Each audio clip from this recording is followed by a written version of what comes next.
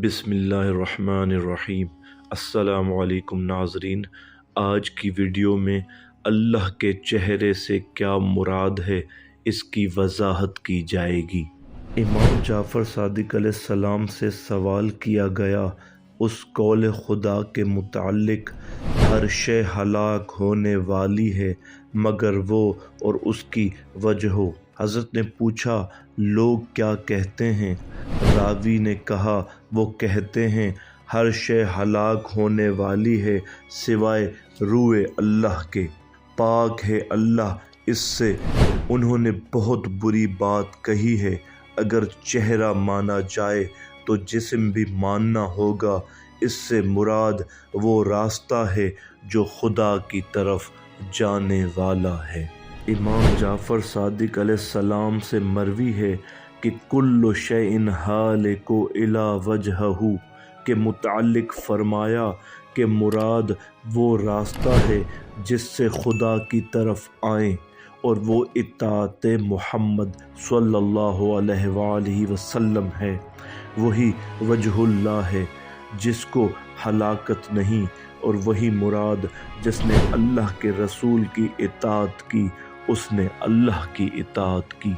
इमाम मोहम्मद बाकिर अलैहिस्सलाम ने फरमाया कि हम वो मसानी 2 बार नाजिल होने वाली सूरत हम्द जो अल्लाह ने अपने नबी को दी, हम वजहुल्लाह हैं, यानी जिनसे अल्लाह की तरफ तवज्जो की जाती है।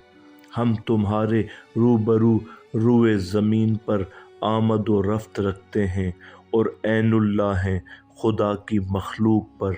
हम बंदों पर रहमत के लिए खुदा का खुला हुआ हाथ है। जिसने पहचाना उसने हमें पहचाना। जो हमसे जाहिल रहा वो जाहिल रहा। हम मुत्तकियों के इमाम हैं।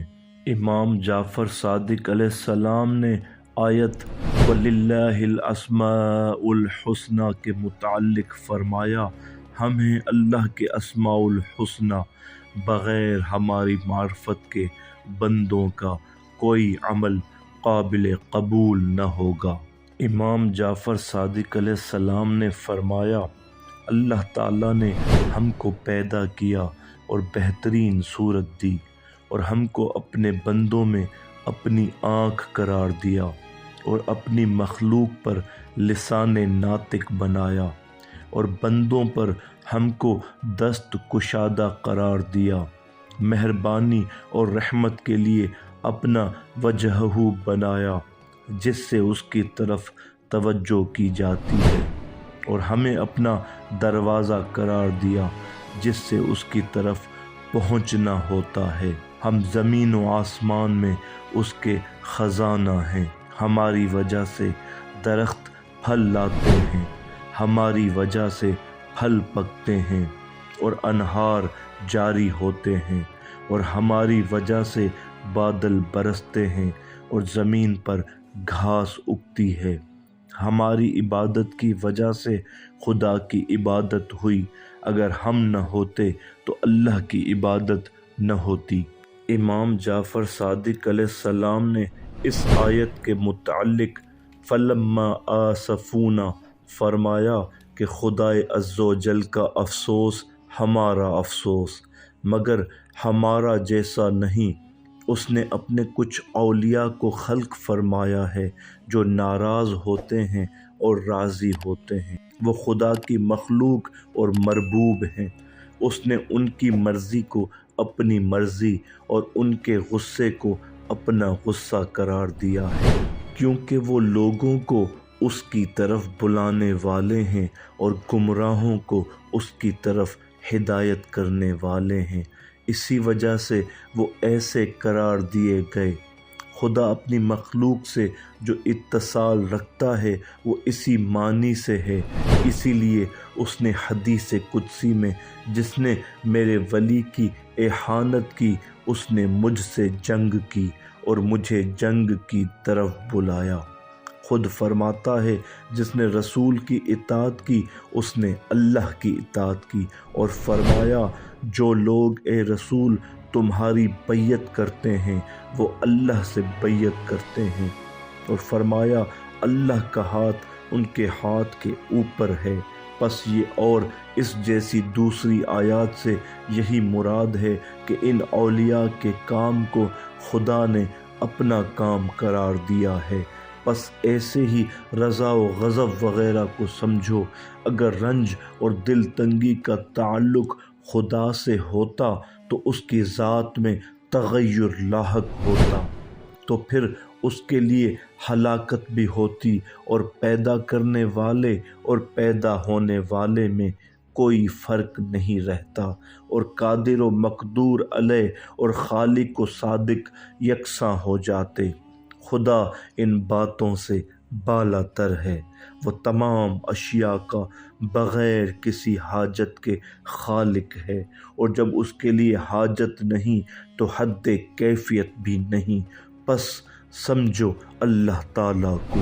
امام محمد باقر علیہ السلام نے فرمایا، ہم حجت اللہ ہیں، ہم باب اللہ ہیں، ہم لسان اللہ ہیں، ہم وجہ اللہ ہیں، ہم اس کی مخلوق میں عین اللہ ہیں، ہم اس کے بندوں میں اولی الامر ہیں۔ امیر المؤمنین علی علیہ السلام نے فرمایا، میں عین اللہ ہوں، میں ید اللہ ہوں، میں جنب اللہ ہوں، میں باب اللہ ہوں۔ امام موسیٰ کاظم علیہ السلام نے آیت یا حسرتا آخر تک کے متعلق فرمایا، جنب اللہ سے مراد امیر المؤمنین علی علیہ السلام ہیں، اور اسی طرح ان کے بعد میں ہونے والے اوصیاء، اور یہ امر ان کے آخر حضرت حجت امام مہدی علیہ السلام عجل اللہ فرجہ شریف پر ختم ہوگا۔